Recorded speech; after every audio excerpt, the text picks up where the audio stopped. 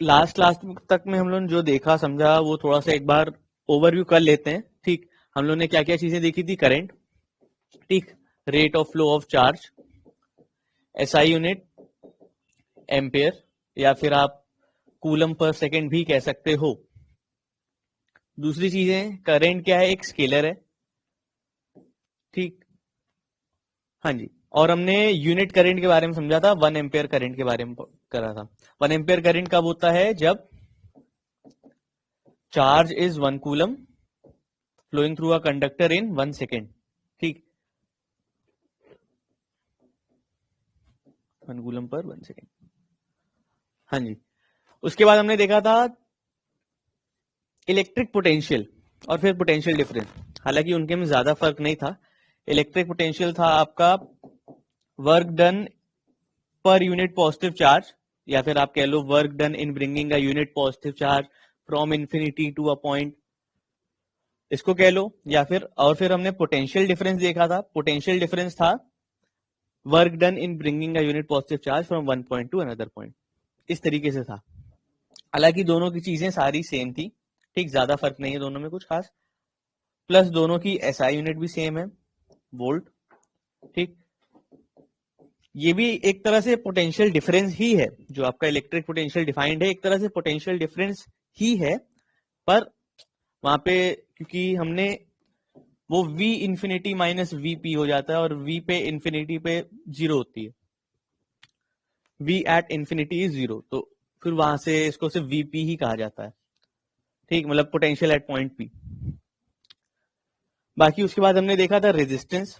Resistance क्या है, obstruction offer to the path of electrons, या फिर obstruction offer to the path of current. ठीक है, जो भी कह लो। हाँ जी, ई की वैल्यू, हाँ यहाँ पे एक ये भी फॉर्मूला था, Q इक्वल्स एन ई हो जाता था। Q equals N E, where n is the number of electrons and E is the charge of single electron. तो ये फॉर्मूला बन जाता था N E upon T, where E की value was 1.6 into 10 to the power minus 19 coulomb. ठीक, फिर हमने resistance समझा था। रेजिस्टेंस क्या होता था, रेजिस्टेंस होता था कि आपकी obstruction offer to the path of electrons, जो कि मैंने एक्सप्लेन किया था बकायदा कि कैसे ऑब्स्ट्रक्शन ऑफर हो रहा है। ठीक, पर वो एक्सप्लेनेशन आप समझने के पर्पज से समझ सकते हो। बाकी एग्जाम में आपसे एक्सप्लेनेशन नहीं पूछा जाएगा कि भाई कंडक्टर में यहाँ पे इलेक्ट्रॉन्स हैं तो इलेक्ट्रॉन्स ड्रिफ्ट कर रहे हैं, मतलब ऐसे चल रहे हैं, बार बार कोलिजन हो रहा है, तो ये सब आपसे नहीं पूछा जाएगा। ठीक है, तो ये सब समझने के पर्पज से आपके लिए मोर देन इनफ है। ठीक, रेजिस्टेंस हमने समझा था। रेजिस्टेंस को आप V अपॉन आई से आप इसको एक्सप्रेस करते हो। बाकी इसकी एसआई यूनिट क्या होती है, ओम होती है। ठीक, और you can say that volt per ampere. ठीक, वोल्ट पर एम्पेयर भी एक ऑल्टरनेटिव यूनिट है। एसआई यूनिट ओम है, वोल्ट पर एम्पेयर है। हाँ ठीक है। और इससे ज्यादा हमने रेजिस्टेंस के बारे में शायद इससे ज्यादा और कुछ चीजें नहीं देखी थी। देख लेते हैं एक बार।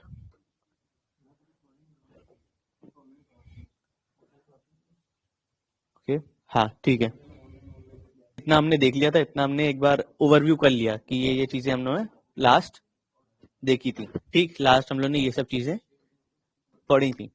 ठीक, अब इसके आगे देखो, अब इसके आगे क्या है, इसके आगे है factors affecting the resistance of a conductor.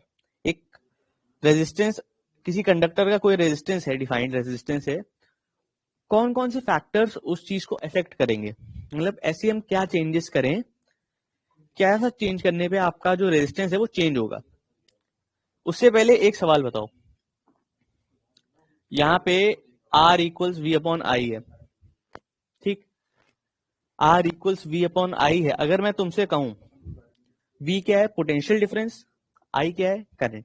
ठीक, अब देखो तुम्हारे लिए सवाल है, तुम्हारे लिए क्वेश्चन है, अगर मैं पोटेंशियल को इंक्रीज करूं, पोटेंशियल डिफरेंस को इंक्रीज करूं, तो क्या रेजिस्टेंस इंक्रीज होगा या डिक्रीज होगा? हाँ जी, बहुत छोटा सवाल, 10 रुपए का। हाँ जी, ये सब आपकी कंप्यूटर स्क्रीन पे। पोटेंशियल डिफरेंस को इंक्रीज करूंगा तो क्या रेजिस्टेंस भी इंक्रीज होगा? ना ही इंक्रीज होगा ना ही डिक्रीज होगा, ये कांस्टेंट रहेगा, सेम रहेगा, ये चेंज ही नहीं होगा पोटेंशियल डिफरेंस को इंक्रीज करने पे। ठीक है, ये बात ध्यान रखना, आगे तक ध्यान रखना, काम आएगी। ठीक, अब सेम चीज करंट के लिए, करंट भी आप चाहे बढ़ाओ चाहे घटाओ, रेजिस्टेंस पे नो इफेक्ट। ठीक, अब तुम कहोगे फॉर्मूला देखने से तो ऐसा नहीं लग रहा, फॉर्मूला देखने से लग रहा है कि मैं यहाँ पे 2 मल्टीप्लाई कर दूं तो यहाँ रेजिस्टेंस भी 2 मल्टीप्लाई हो जाएगा, है कि नहीं? पर ऐसा नहीं है, ऐसा है ही नहीं। ठीक, क्यों नहीं है? ओम्स लॉ तुम लोगों ने पढ़ा है? ओम्स लॉ किसी ने पढ़ा हो या कभी सुना हो, कभी जाना हो, पहचाना हो? ओम्स लॉ के बारे में किसी को पता है? कोई बताना चाहेगा ओम्स लॉ? हाँ जी, हाँ या ना बता दो, पता है कि नहीं? नहीं पता तो मैं बता रहा हूँ, क्योंकि टॉपिक में बताना ही बताना है इन दी एंड। पर अगर पता हो तो बताओ कि ओम्स लॉ क्या होता है। मतलब ओम्स लॉ के बारे में सुना हो, कभी स्कूल में पढ़ा हो, या पहले कहीं देखा हो, नोट्स में देखा हो?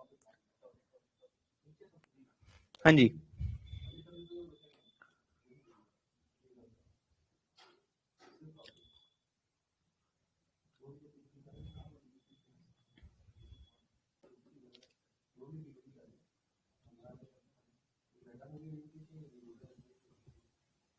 देखो ओम्स लॉ क्या होता है। ओम्स लॉ होता है, ओम्स लॉ को अगर आप एक एक्सप्रेशन में लिखना चाहो तो ओम्स लॉ कहता है the potential difference across the conductor is directly proportional to the current flowing in it. ठीक है, सर 8 ने पढ़ा था, याद नहीं है। नोट्स एक बार देखोगे ओपन करके, एक बार गो थ्रू जाओगे तो उसमें याद आ जाएगा। यही है Ohm's law. The potential difference applied through the conductor is directly proportional to the current. ये ओम्स लॉ है और ये प्री डिफाइंड है। ठीक, रेजिस्टेंस तो सब बाद में आई, ये सब चीजें। तो तुम्हें ये देखो, यहां से तुम ये चीज देख सकते हो, अगर तुम पोटेंशियल डिफरेंस बढ़ा रहे हो तो क्योंकि ये डायरेक्टली प्रोपोर्शनल है तो करंट भी अपने आप ही बढ़ जाएगा। ठीक, तो यहां पे अगर तुम पोटेंशियल डिफरेंस बढ़ाते हो तो करंट भी बढ़ जाएगा, और इन दी एंड ये जो रेशियो है ये कांस्टेंट रहेगा। समझ रहे हो? ये है ओम्स लॉ। ठीक, इसीलिए ये जो रेजिस्टेंस है आपका ना ही पोटेंशियल डिफरेंस पे डिपेंड कर रहा है, ना ही करंट पे डिपेंड कर रहा है। ठीक, तो resistance does not depends upon potential difference और करंट। ठीक है, तो ये पहली बात है जो कि दिमाग में रखना। ठीक, और कभी याद आए क्यों क्यों नहीं डिपेंड कर रहा, ओम्स लॉ देख लेना। ओम्स लॉ कह रहा है कि ये दोनों डायरेक्टली प्रोपोर्शनल है, तो अगर इसको बढ़ाओगे ये भी बढ़ेगा, इसको घटाओगे तो ये भी घटेगा। ठीक है, तो ये कॉन्सेप्ट है। बताओ क्लियर हुआ कि नहीं हुआ कि रेजिस्टेंस डिपेंड नहीं करता है पोटेंशियल डिफरेंस और करंट पे? हाँ जी, तो चलो ये तो हो गया कि भाई किस पे डिपेंड नहीं करता है। अब ये देखते हैं किस पे डिपेंड करता है। एक्चुअली में जो रेजिस्टेंस है किन किन चीजों पे डिपेंड करता है, किन किन चीजों पे डिपेंड करता है भाई देख लो। रेजिस्टेंस आपका डिपेंड करता है nature of the conductor, conductor कैसा है, मेटल है, नॉन मेटल है, सेमी कंडक्टर है। ठीक, length of the conductor, conductor की लेंथ कितनी है। ठीक, लेंथ ज्यादा हो रही है, कम हो रही है, बढ़ रही है, घट रही, तो लेंथ पे डिपेंड करता है। Thickness of the conductor, thickness का मतलब क्या है, लेंस आपका कितना पतला मोटा चौड़ा है। ठीक है, इसकी थिकनेस पे, कितना पतला है कितना मोटा है। ठीक, और टेम्परेचर ऑफ द कंडक्टर, यहाँ पे इसका टेम्परेचर क्या है, ठंडा है, गर्म है, गुनगुना है, ठीक है, खौलता हुआ है। तो उन उन चीजों पे आपका रेजिस्टेंस इफेक्ट करता है। कैसे इफेक्ट करता है ये भी मैं बताऊंगा, पर ये 4 चीजें हैं जिन पे आपका रेजिस्टेंस डिपेंड करता है। इनके अलावा और कोई चीज नहीं जिस पे रेजिस्टेंस डिपेंड करता हो, ना ही पोटेंशियल डिफरेंस, ना ही करंट, ना ही फलाना ढिमाका। ठीक है, तो यही 4 चीजें हैं जिस पे रेजिस्टेंस डिपेंड करता है। ठीक, तो ये चीजें क्लियर हो गई। अब कैसे डिपेंड करता है सवाल ये आता है। ठीक, देखो कैसे डिपेंड करता है ये देख लो।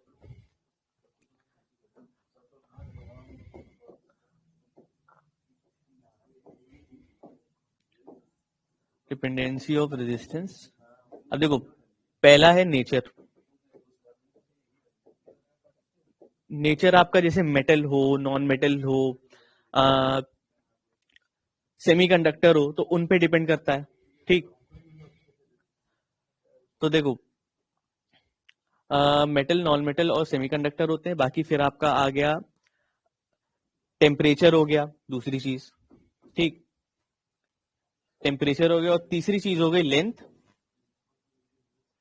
चौथी चीज हो गई थिकनेस। ठीक, नेचर के बारे में अभी आगे डिस्कस्ड है, तो रेजिस्टेंस और रेजिस्टिविटी एक साथ बता दूंगा वहां पे। ठीक है, हालांकि नेचर के बारे में आप रेजिस्टेंस और रेजिस्टिविटी एक साथ समझोगे तो वो ज्यादा सही है। ठीक, टेम्परेचर भी आगे डिस्कस्ड है, जहां पे रेजिस्टेंस और रेजिस्टिविटी को हम लोग एक साथ देखेंगे। ठीक, तो ये चीजें आप आगे देखना। फिलहाल लेंथ और थिकनेस आप देखो। Resistance is directly proportional to the length and inversely proportional to the thickness. अब थिकनेस यहाँ पे एरिया ऑफ क्रॉस सेक्शन भी आप कह सकते हो। आपका एक कंडक्टर है जिसकी लेंथ L है और एरिया ऑफ क्रॉस सेक्शन है A। ठीक, तो resistance is directly proportional to the length of the conductor and inversely proportional to the area of the conductor, area of cross section of the conductor. ठीक, तो आप length बढ़ाओगे तो आपका resistance बढ़ेगा, आप एरिया ऑफ क्रॉस सेक्शन यानी thickness उसकी बढ़ाओगे या घटाओगे, तो बढ़ाओगे तो रेजिस्टेंस कम होगा, घटाओगे तो रेजिस्टेंस बढ़ेगा, इनवर्सली प्रोपोर्शनल है। ठीक, तो ये दो बेसिक चीज अपने दिमाग में रखना, क्योंकि इसी से आगे की चीजें अभी डिफाइन करी जाएंगी। आपकी रेजिस्टिविटी आप इसी से डिफाइन करोगे। ठीक है, हाँ जी, तो ये चार चीजें थी जिसपे आपका रेजिस्टेंस एक्चुअली में डिपेंड कर रहा था। ये हो गया। आगे देखो, आगे आता है ओम्स लॉ। ओम्स लॉ देखो, ओम्स लॉ वैसे मैंने बता ही दिया, पर एक बार स्टेटमेंट वाइज देख लो, समझ लो क्या है ओम्स लॉ। क्या है? हाँ जी, according to Ohm's law, the current flowing in the conductor is directly proportional to the potential difference across its ends, provided by the physical condition and temperature remain constant. ये पूरी definition ध्यान समझना। अगर subjective paper है अब, तो subjective paper में आपको ये पूरा लिखना पड़ेगा, और इसमें ये जो दो लाइन है, ये दो दो बहुत ही मतलब प्रेशियस लाइन है, क्योंकि इसमें आप कोई भी चीज कीवर्ड अगर आप मिस करते हो तो आपके नंबर कट जाएंगे। अब कीवर्ड यहाँ पे क्या क्या है? ओम्स लॉ क्या कहता है कि the current flowing in the conductor is directly proportional to the potential difference. ये तो रही पहली बात। ठीक, अक्रॉस इट्स एंड्स प्रोवाइडेड। अब यहां देखो, provided physical condition and temperature of the conductor remain constant, ये दूसरी पॉइंट है। ठीक, अगर ये क्वेश्चन आपका ओम्स लॉ आता है डिफाइन करने को 2 मार्क्स में, 2 मार्क्स में ये 2-3 लाइन आपको लिखनी है, तो 2 मार्क्स में ये 2 लाइन का नंबर होगा। इस पॉइंट का अलग होगा, अगर आपने ये पॉइंट मेंशन किया है तो इसका 1 मार्क अलग मिलेगा, और ये जो फिजिकल कंडीशन एंड टेम्परेचर, ये जो आप ये दूसरा पॉइंट बता रहे हो, इसका 1 मार्क अलग मिलेगा। ठीक, तो उस हिसाब से डिवाइडेड होगा। ठीक, तो इस आधा आधा हाफ हाफ करके भी आ सकता है, अगर ये सब चीजें भी लिखनी है फिर। ठीक, मतलब मार्क्स अलॉटेड होंगे, ताकि आप ये पॉइंट ये मेंशन करो, क्योंकि ये physical condition and temperature constant क्यों है ये भी बता रहा हूं।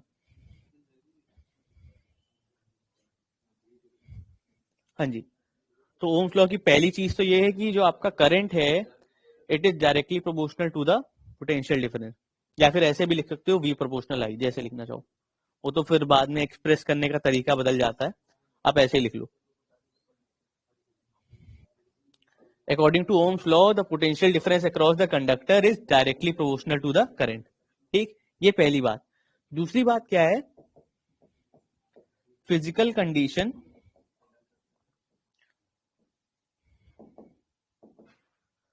And temperature is constant. ठीक है, ठीक, ये दो चीजें क्या है? कांस्टेंट है, मतलब ये चेंज नहीं होंगी। ठीक, ये 2 पॉइंट हैं आपके ओम्स लॉ के। अब देखो, यहाँ पे प्रोपोर्शनैलिटी का साइन हटाएंगे तो आएगा एक कांस्टेंट। जाहिर सी बात है, प्रोपोर्शनैलिटी का साइन हटाओगे तो कांस्टेंट आता है, और यहाँ पे जो कांस्टेंट होता है वो R के बराबर होता है, यानी रेजिस्टेंस के बराबर होता है। ठीक, तो यहाँ पे रेजिस्टेंस क्या है? कांस्टेंट है। ठीक, इसीलिए रेजिस्टेंस यहाँ पे कांस्टेंट है, इसीलिए यहाँ पे बोला गया है कि फिजिकल कंडीशन और टेम्परेचर भी कांस्टेंट रहेगा।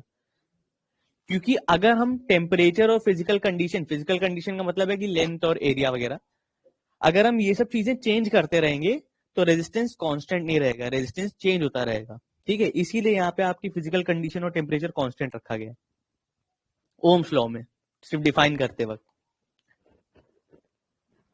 हाँ जी, बाकी यहाँ पे भी यही सब चीजें लिखी हैं। If I current flows in a conductor then across the end V, then the ohm according to Ohm's law I proportional V upon I equals constant, और इस कांस्टेंट की वैल्यू रेजिस्टेंस के इक्वल हो जाती है। ठीक, ये बहुत ही फेमस एक्सप्रेशन आपका V इक्वल्स आई आर। ठीक, हाँ जी, यहां तक बताओ कोई दिक्कत परेशानी क्वेरी डाउट, कोई भी चीज जो ना समझ में आई हो, कोई पॉइंट हो जो ना समझ में आया, कोई पॉइंट हो जो ऊपर से चला गया हो। हाँ जी बताइए। यहाँ पे हमने देखा ओम्स लॉ क्या होता है। ठीक, रेजिस्टेंस किस पे डिपेंड करता है, किस पे नहीं करता है।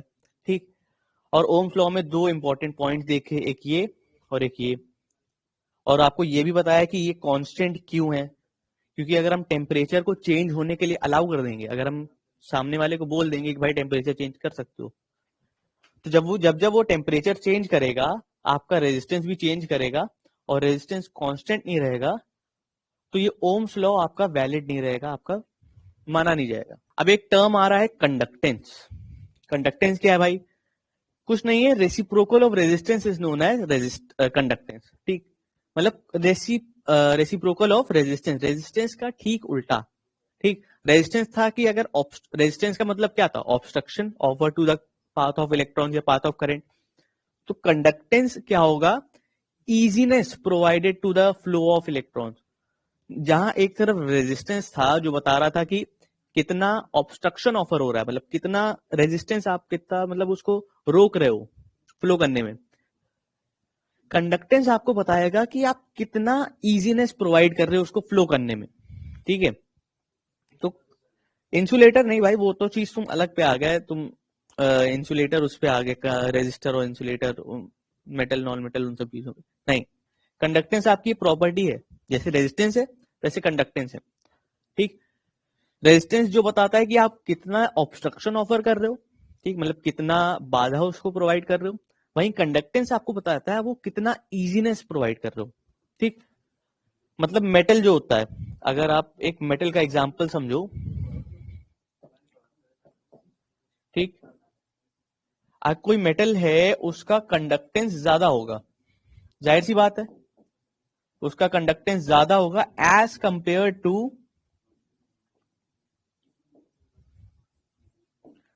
Non metal. नॉन मेटल के कंपैरिजन में उसका कंडक्टेंस ज्यादा होगा, जाहिर सी बात है, क्योंकि नॉन मेटल्स में तो भाई आपका इलेक्ट्रॉन फ्लो ही नहीं कर पा रहा है ना। आपका इलेक्ट्रॉन बहुत भी अगर बहुत हल्का सा कुछ फ्लो कर रहा होगा तो वो भी आपको दिखेगा नहीं। ठीक, तो मेटल का कंडक्टेंस ज्यादा होगा as compare to non metals. ठीक, मेटल का रेजिस्टेंस कम होगा as compare to non metals. Non metals के रेजिस्टेंस से कम होगा, क्योंकि नॉन मेटल्स ज्यादा रेजिस्टेंस प्रोवाइड कर रहे हैं, इसलिए उनका कंडक्टेंस कम है। भाई रेजिस्टेंस जितना ज्यादा होगा कंडक्टेंस उतना कम होगा। ठीक, और कंडक्टेंस जितना ज्यादा होगा रेजिस्टेंस उतना कम होगा। ठीक, तो रेजिस्टेंस जितना ज्यादा होगा कंडक्टेंस उतना कम, कंडक्टेंस जितना ज्यादा होगा रेजिस्टेंस, मतलब कंडक्टेंस जितना कम होगा रेजिस्टेंस उतना ज्यादा होगा, इनवर्सली प्रोपोर्शनल है। ठीक, और दुनिया में ऐसी कोई चीज नहीं है जिसका कंडक्टेंस इन्फिनिटी हो। ठीक, कि मतलब तुम कहो कि कोई ऐसा आपका मेटल है या कोई ऐसी चीज है जिसकी कंडक्टेंस इन्फिनिटी हो, मतलब उसमें कोई रेजिस्टेंस है ही नहीं, उसमें रेजिस्टेंस जीरो हो जाए, मतलब उसमें रेजिस्टेंस जीरो हो जाए, तो ये मतलब ये सुपर कंडक्टर का कॉन्सेप्ट आ जाता है। अगर ये आइडियल कंडीशंस होती हैं, ये इस तरह के कंडक्टर को सुपर कंडक्टर बोलते हैं, ये हम आगे देखेंगे, आगे इसको डिफाइन किया हुआ है, पर ये सुपर कंडक्टर हो जाता है। ठीक है, कि जिसमें मतलब सुपर कंडक्टर भाई सुपरमैन एकदम। ठीक, इसको कोई रोक नहीं सकता, तो इसकी जो कंडक्टेंस है वो इन्फिनिटी हो जाती है एक तरह से, कि मतलब उसमें कोई रेजिस्टेंस नहीं है, उसमें आपका कोई ऑब्स्ट्रक्शन नहीं है, आपका इलेक्ट्रॉन्स बिना किसी ऑब्स्ट्रक्शन के फ्लो कर सकते हैं, तो इसलिए उसको सुपर कंडक्टर कहा जा रहा है। पर आइडियल कंडीशन है, प्रैक्टिकली अचीव नहीं हो पाती। ठीक है, आप रेजिस्टेंस जीरो नहीं कर सकते। ठीक, बहुत ही पॉइंट लेवल पे आप ले आ सकते हो, बहुत मिनिमाइज कर सकते हो, बट आप जीरो नहीं कर सकते। ठीक है, तो प्रैक्टिकली ये चीज पॉसिबल नहीं है। ठीक, हाँ जी, तो ये था कंडक्टेंस। कंडक्टेंस में और कुछ इससे ज्यादा खास नहीं है। बाकी फिर आता है ohmic and non ohmic resistor. अब ये नाम से देखो क्या है, ohmic and non ohmic resistor. Ohmic resistors, Salman sir, अरे सलमान सर से भी ऊपर है ये, ठीक है, सलमान भाई भी सुपर कंडक्टेंस के आगे कुछ नहीं। हाँ जी, और फिजिक्स और सलमान सर का कोई रिलेशन नहीं है, ये सब काल्पनिक चीजें हैं, आप रिलेट नहीं कर पाएंगे, ठीक है। ओमिक रेजिस्टर्स क्या है? The conductor which obey Ohm's law are known as ohmic resistors, ठीक है भाई, नाम से पता चल रहा है कि ओमिक है, ओम्स लॉ से बहुत प्यार करते हैं, ओम्स लॉ को फॉलो करते हैं, ओम्स लॉ के भक्त हैं, तो the conductors which follow the Ohm's law are known as ohmic resistors या लीनियर रेजिस्टेंस, ठीक। एग्जाम्पल क्या है इसके? ऑल मेटेलिक कंडक्टर, सिल्वर हो गया, कॉपर हो गया, एल्यूमिनियम हो गया, आयरन हो गया, एक्सेट्रा, ठीक है, ओमिक रेजिस्टर्स। अगर ओमिक रेजिस्टर्स के बारे में आएगा तो ज्यादा ज्यादा यही सब चीजें आएंगी, तो उसका डिफाइन कर दो, उसके एग्जाम्पल्स लिख दो, एग्जाम्पल जरूर लिखना, ठीक है, इसलिए एग्जाम्पल यहाँ मैंने स्पेशली मेंशन किए। नॉन ओमिक रेजिस्टर्स, भाई जो ओमिक नहीं है वो नॉन ओमिक है, ठीक है, होता है ना, जो भगवान में मानता है वो आस्तिक, जो नहीं मानता वो नास्तिक, सिंपल चीज है। वो जो ओमिक रेजिस्टर जो ओम्स लॉ फॉलो करते हैं ओमिक रेजिस्टर, जो नहीं फॉलो करते वो non ohmic resistor. The conductor which do not obey Ohm's law are known as non ohmic resistor. इसके एग्जाम्पल क्या है? एलईडी हो गया, आपका जंक्शन डायोड हो गया, बेसिकली ये सब सेमीकंडक्टर की चीजें हैं, ठीक है,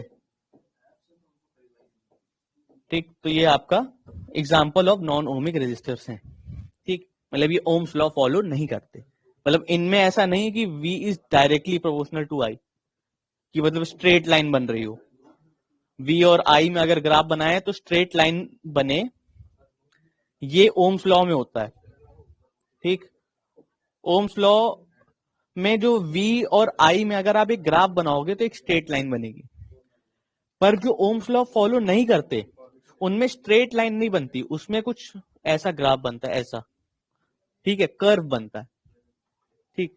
यहाँ पे है स्पेसिफिक रेजिस्टेंस और रेजिस्टिविटी, इसमें एक चीज है, एक सेकेंड, ठीक है, इसको यहां से देखो। आपने ये देखा था कि रेजिस्टेंस किस किस पे डिपेंड कर रहा है? Resistance is directly proportional to the length and inversely proportional to the area of cross section, पहली चीज। तो इनको एक साथ क्लब करके we can write it as resistance is directly proportional to length upon area of cross section, ठीक है, ऐसे लिख सकते हैं, बिल्कुल लिख सकते हैं, दोनों स्टेटमेंट्स को हमने क्लब करके एक में लिख लिया, ठीक। अब प्रोपोर्शनैलिटी का साइन हटाते हो तो कांस्टेंट आता है, ठीक, तो भाई मैंने प्रोपोर्शनैलिटी का साइन हटाया तो यहाँ पे कांस्टेंट आया रो, रोने वाला रो नहीं, आपका एक लेटर है, ग्रीक लेटर है आई गेस, तो रो आया, ठीक, ये कांस्टेंट है, ये जो कांस्टेंट है यही आपका स्पेसिफिक रेजिस्टेंस,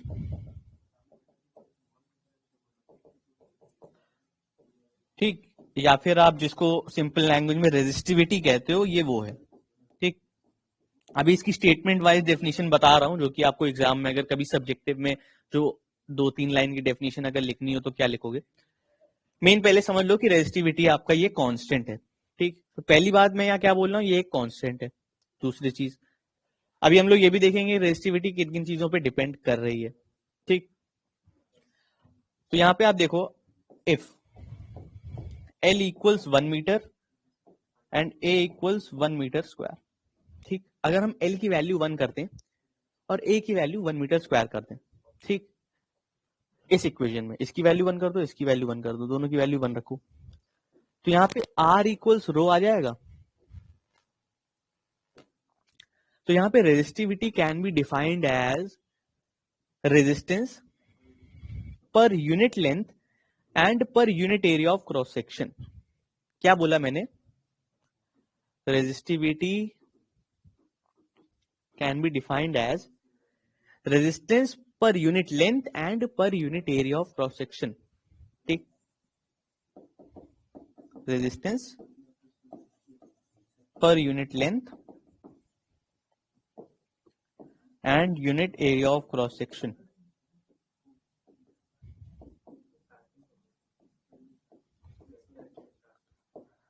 ठीक। तो इस तरीके से आप रेजिस्टिविटी को डिफाइन कर सकते हो कि रेजिस्टिविटी क्या है, वो रेजिस्टेंस, मतलब जब आपका लेंथ 1 मीटर हो और area of cross section 1 metre square हो, तो तब जो रेजिस्टेंस की वैल्यू होगी वो रेजिस्टिविटी के बराबर होगी। ठीक है, तो मतलब ये एक तरह से आपकी एक प्रॉपर्टी है, एक मटेरियल की प्रॉपर्टी है, मटेरियल में रेजिस्टिविटी एक प्रॉपर्टी है। ठीक, मतलब पर यूनिट लेंथ के लिए डिफाइंड है ये। कोई भी तरह का, अगर कोई एक पर्टिकुलर मेटल है, मान लो कॉपर की वायर है, ठीक, तो कॉपर की वायर एक, मतलब 1 मीटर की वायर और 1 मीटर स्क्वायर उसका एरिया ऑफ क्रॉस सेक्शन, इस वायर के लिए आपकी रेजिस्टिविटी डिफाइंड है। ठीक, मतलब इस सेक्शन के लिए रेजिस्टिविटी डिफाइंड है। तो आपकी कॉपर की वायर चाहे जितनी लंबी हो, रेजिस्टिविटी वही रहेगी, रेजिस्टेंस आपका लेंथ और एरिया से चेंज होता रहेगा। ठीक है, यहाँ पर एक चीज आप समझ गए होगे, रेजिस्टिविटी के लिए आपकी लेंथ और एरिया यूनिट है, मतलब 1 है। ठीक, तो रेजिस्टिविटी आपकी लेंथ और एरिया पे डिपेंड ही नहीं कर रही है, पहली चीज, क्योंकि आपने पहले ही इनको कांस्टेंट वैल्यू एक दे दी, एक कांस्टेंट वैल्यू के लिए ही रेजिस्टिविटी डिफाइन करी। रेजिस्टिविटी क्या है? Resistance per unit length and per unit area of cross section, यानी जब लेंथ आपकी 1 होगी और एरिया ऑफ क्रॉस सेक्शन 1 होगा। ठीक, तो आपका जो रेजिस्टिविटी है वो लेंथ और एरिया पे डिपेंड नहीं कर रही। ठीक, तो पहली चीज आपकी रेजिस्टिविटी ये हो गई। अब दूसरी चीज आती है इसकी एसआई यूनिट क्या है, रेजिस्टिविटी की एसआई यूनिट क्या है। तो यहां से देखो, ये फॉर्मूला देखो, R equals rho L upon A, R equals rho L upon A. इसको आप ऐसे भी लिख सकते हो, rho equals R A upon L. ठीक, ऐसे लिख सकते हो, बिल्कुल लिख सकते हो। अब यहाँ पे यूनिट्स लिखो, रेजिस्टेंस की एसआई यूनिट क्या है? Ohm. Area of cross section की एसआई यूनिट क्या है? Metre square. लेंथ की एसआई यूनिट क्या है? मीटर। तो मीटर से 1 मीटर तो कैंसिल हो गया, बचा क्या? Ohm metre. तो SI unit of resistivity is ohm metre, पहली चीज। ठीक, हाँ जी, यहां तक बताओ रेजिस्टिविटी में, रेजिस्टिविटी के कॉन्सेप्ट में कोई दिक्कत, परेशानी, क्वेरी, डाउट? हाँ जी, बता। अब आगे देखो क्या टॉपिक है, यही है। देखो यहाँ पे मैंने यही चीजें बताई, जो चीज मैंने डिफाइन करी वही चीज है। अब देखो इसको, हाँ आप ऐसे भी लिख सकते हो, सपोज आपका कोई कंडक्टर है, ठीक, बस कंडक्टर नहीं, कोई कंडक्टर है, इसका area of cross section A है। ठीक, तो बहुत बार क्या होता है, कभी कभी आपको एरिया ऑफ क्रॉस सेक्शन के टर्म्स में नहीं दिया होता है, मतलब रेडियस के टर्म्स में दिया होता है। तो आपको पता होना चाहिए आप इस एरिया ऑफ क्रॉस सेक्शन को पाई आर स्क्वायर से रिप्रेजेंट कर सकते हो। ठीक है, ये चीजें आपको मालूम होनी चाहिए। ठीक, तो यानी अगर resistance is inversely proportional to area of cross section, then it also means that resistance is inversely proportional to pi r square। ठीक है, रेजिस्टेंस अगर एरिया से इनवर्सली प्रोपोर्शनल है, इसका मतलब ये पाई आर स्क्वायर से भी इनवर्सली प्रोपोर्शनल है। पाई को आप हटा सकते हो, पाई एक कांस्टेंट है। सो मोटी मोटी बात है, resistance is inversely proportional to r square, यानी ये जो कंडक्टर है इसके रेडियस के स्क्वायर से इनवर्सली प्रोपोर्शनल है। ठीक है, तो इसीलिए मैं दो दो डेफिनेशंस बताता नहीं हूं, थोड़ा कंफ्यूजिंग हो जाएगा। तो आप यही याद करो, यही दिमाग में रखो, यही समझो। पर जहां जरूरत पड़े आपको रेडियस वगैरह की या डायमीटर वगैरह की, थिकनेस वगैरह दे दी गई हो, है ना, कि डायमीटर दे दिया हो वायर का या वायर का रेडियस दे दिया हो, ठीक, तो वहां पे आप एरिया की जगह पे पाई आर स्क्वायर रखने में बिल्कुल झिझकना नहीं, हिचकिचाना नहीं। ठीक है, एकदम पाई आर स्क्वायर बेखौफ बेझिझक रख देना। ठीक है, चाहे फॉर्मूले हो चाहे कुछ हो, चाहे आपका ये फॉर्मूला हो R equals rho L upon A की जगह पे पाई आर स्क्वायर आराम से रख दो, कोई दिक्कत नहीं। ठीक, तो मतलब जैसा क्वेश्चन वैसी नीड। ठीक है, अब देखो, देखते हैं फैक्टर्स अफेक्टिंग द रेजिस्टिविटी। देखो ये तो हमने देख लिया कि रेजिस्टेंस पे कौन कौन से फैक्टर डिपेंड हो रहे हैं। अब देखते हैं रेजिस्टिविटी पे कौन कौन से फैक्टर डिपेंड हो रहे हैं। Factors affecting the resistivity of material, पहला है द मटेरियल ऑफ कंडक्टर। ठीक, the resistivity is less for a good conductor and large for a bad conductor, same as for resistance. Resistance जैसे metal का resistance क्या होता है, कम होता है, मेटल में कम रेजिस्टेंस होगा, नॉन मेटल में ज्यादा रेजिस्टेंस होगा। Same goes for resistivity, bad conductor के लिए रेजिस्टिविटी लार्ज होगी। ठीक, दूसरी चीज जो अफेक्ट करती है आपकी मतलब रेजिस्टिविटी को, क्या है? टेम्परेचर, तापमान। ठीक, कितना गर्म ठंडा है। देखो, कंडक्टर का temperature, resistivity of metal increases with increase in temperature. अगर मेटल की बात है तो अगर आप टेम्परेचर बढ़ाओगे तो रेजिस्टिविटी भी बढ़ेगी। ठीक, while for a semiconductor it decreases with increase in temperature. ठीक है, सेमीकंडक्टर में क्या होगा, आप टेम्परेचर बढ़ाओगे तो रेजिस्टेंस और रेजिस्टिविटी डिक्रीज करेगी। ठीक, तो ये दो चीजें, इंसुलेटर के बारे में कोई मतलब नहीं। ठीक है, उस पर होगा ही नहीं। ठीक, उस पर मतलब रेजिस्टेंस उसका कितना ही बढ़ाओगे, ठीक, उसका ऑलरेडी रेजिस्टेंस बहुत ज्यादा है। ठीक, और घटा आप पाओगे नहीं, क्योंकि प्रैक्टिकली आपकी ये चीजें पॉसिबल नहीं है। ठीक है भाई, तो ये दो चीजें थी, बाकी इसमें मेरे ख्याल से फिलहाल, हाँ, इस शीट में फिलहाल इतना ही है। इसके आगे आपका ईएमएफ, कॉम्बिनेशन ऑफ रेजिस्टर्स, ये सब टॉपिक्स हैं। इन सब टॉपिक्स पे न्यूमेरिकल्स हैं। एक टॉपिक यहाँ पे एक्सप्लेन कर दूंगा, बाकी आपकी ईएमएफ वाला मैं बताऊंगा फ्राइडे को। ठीक, ईएमएफ और बाकी जो डीसी सर्किट पूरा एक एक्सप्लेन करना होगा वो फ्राइडे को करा जाएगा। हाँ जी, तो यहाँ पे एक चीज आपने गौर करी होगी, जो रेजिस्टिविटी है वो आपकी लेंथ और एरिया पे डिपेंड नहीं हो रही है, तो ये चीजें ध्यान रखना। आपकी फिजिकल कंडीशन पे डिपेंड नहीं हो रही कि आपका जो लेंथ है या एरिया है। ठीक, तो कभी कभी क्वेश्चंस आएंगे कि एक ऐसी वायर है जिसकी लेंथ 3 गुना कर दी गई, 4 गुना कर दी गई, तो उसका न्यू रेजिस्टेंस क्या होगा? तो न्यू रेजिस्टेंस तो आप निकाल लोगे। ठीक है, फिर पूछ लिया गया उसकी लेंथ 3 गुना 4 गुना कर गई, उसकी न्यू रेजिस्टिविटी क्या होगी?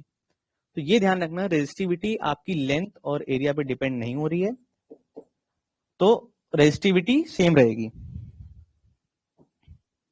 ठीक, रेजिस्टिविटी सेम रहेगी, बाकी रेजिस्टेंस लेंथ और एरिया पे डिपेंड होगा, उससे चेंज होगा। ठीक, अभी न्यूमेरिकल करोगे, देखोगे तो उसमें क्वेश्चंस हैं, वहां पे देखोगे, समझोगे क्या है। ठीक, अब एक और टॉपिक है जो कि न्यूमेरिकल के वाइज इंपॉर्टेंट है। अब पहले क्या होता था, इसकी डेरिवेशन भी इंक्लूडेड थी, पर अब इसकी डेरिवेशन हटा दी गई है आपके कोर्स से, मतलब इसकी डेरिवेशन आपको नहीं पढ़नी। पहले सब्जेक्टिव में इसकी डेरिवेशन प्रूव करने को आती थी, हालांकि बहुत बड़ी डेरिवेशन नहीं होती थी, पर प्रूव करने को आती थी। टॉपिक क्या था? Combination of resistors. ठीक,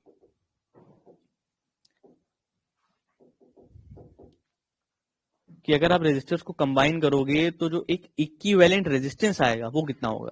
ठीक, तो इसमें दो टाइप के कॉम्बिनेशन होते थे, एक होता था सीरीज, दूसरा होता था पैरेलल। ठीक,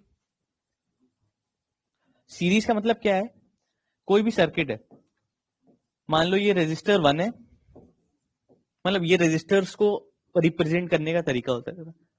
अब इसका मतलब कोई भी वायर हो सकती है, कोई भी बल्ब हो सकता है, कोई भी अप्लायंस हो सकता है, सबका रेजिस्टेंस होता है। ठीक है, आपके घर में जितने भी अप्लायंस है सबका कुछ ना कुछ रेजिस्टेंस होता है। ठीक, तो ये पहला अप्लायंस है जिसका रेजिस्टेंस हमने R1 ले लिया, ये दूसरा अप्लायंस है जिसका रेजिस्टेंस हमने R2 ले लिया, ये तीसरा अप्लायंस है जिसका रेजिस्टेंस हमने R3 ले लिया। ये तीनों सीरीज में कनेक्टेड है। ठीक, यहाँ पे एक बैटरी लगाई गई है जिसका पोटेंशियल V है।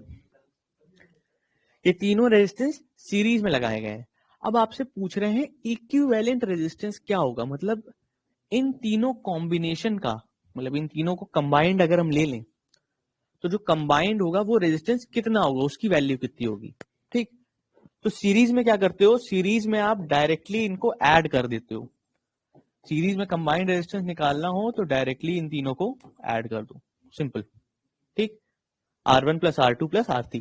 ठीक, R1 मान लो 2 ओम है, R2 3 ओम है, R3 4 ओम है, तो 2 प्लस 3 प्लस 4 तीनों ऐड कर दो, टोटल रेजिस्टेंस निकल आएगी। टोटल रेजिस्टेंस यानी पूरा इक्विवेलेंट रेजिस्टेंस इस कॉम्बिनेशन की। ठीक, अब दूसरा कॉम्बिनेशन होता है पैरेलल।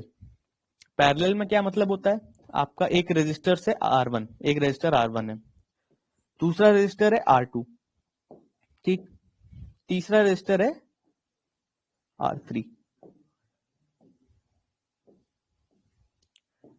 तो ये तीन आपके आ गए पैरेलल में, पैरेलल का मतलब क्या होता है, इन तीनों के अक्रॉस पोटेंशियल डिफरेंस सेम होगा, ठीक, इन तीनों के अक्रॉस आपका सेम पोटेंशियल डिफरेंस होगा।